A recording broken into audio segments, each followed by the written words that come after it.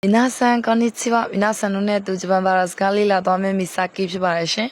ဒီနေ့ミサキロはカタカナစကားလုံးစာရှိစုဆက်ဆိုရင်းနှီးလေးတွေကိုစာပြီးလေ့လာလိုက်ကြရအောင်။じゃ始めましょう。အရင်ဆုံးミサキロはစာလေးကိုရေးမယ်။ဒါဆိုရင်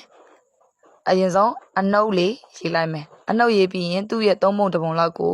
ပုတ်ကလေးချလိုက်မယ်။ပြီးကြရင်သူ့ရဲ့နောက်ထပ်သုံးပုံနှစ်ပုံလောက်နေရာမှာရင်းဆောင်ကလေးချစ်အောက်ကိုဆွဲချလိုက်မယ်။ဒါဆိုရင်စဆိုတဲ့စကားလုံးလေးရရှိသွားပြီဖြစ်ပါတယ်ရှင်။နောက်တစ်လုံးကတော့ရှိကိုရေးတဲ့အခါမှာမီဆာကီရိုကမြင်းပြိုင်ဆောင်းဆောင်းလေးနှစ်ချောင်းဆွဲလိုက်မယ်။ဆွဲပြီးရင်အောက်ကနေသူ့ရဲ့မြင်းနဲ့ဘေးကနဲ့တညီတဲ့နေရာကနေအပေါ်ကိုပြန်ပြီးနည်းနည်းဝိုက်တက်ပေးလိုက်မယ်။ဒါဆိုရင်ရှိဆိုတဲ့စကားလုံးရရှိသွားပြီဖြစ်ပါတယ်ရှင်။နောက်တစ်လုံးကတော့စုမီဆာကီရိုပထမဆုံး7လေးကိုရေးလိုက်မယ်။7လေးရေးပြီးရင်7ရဲ့အဲ့ဒီအောက်ခြေထောက်ရဲ့အလေတဝက်လောက်ကနေအနောက်ဘက်ကိုမြင်းဆောင်ပြန်ဆွဲပေးလိုက်မယ်။ဒါဆိုရင်စုဆိုတဲ့စကားလုံးရရှိသွားပြီဖြစ်ပါတယ်ရှင်။နောက်တစ်လုံးကတော့ဆက်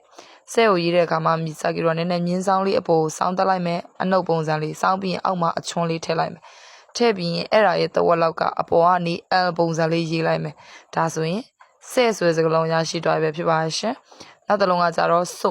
ကိုရေးတဲ့အခါမှာမီဆာကီရိုကမြင်းဆောင်လေးတေးသေးလေးချစ်လိုက်မယ်။ချစ်ပြီးအနောက်ဘက်မှာအဲ့ဒီအပေါ်ကချစ်ထားတဲ့မြင်းနဲ့အညီ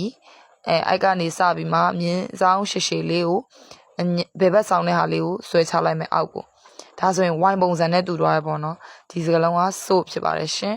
အဆုံးထိကြည့်ရှုပေးကြတဲ့မိနာဆန်တို့အားလုံးအာရီဂါတိုဂိုဆိုင်မတ်ဂျာမတာနဲ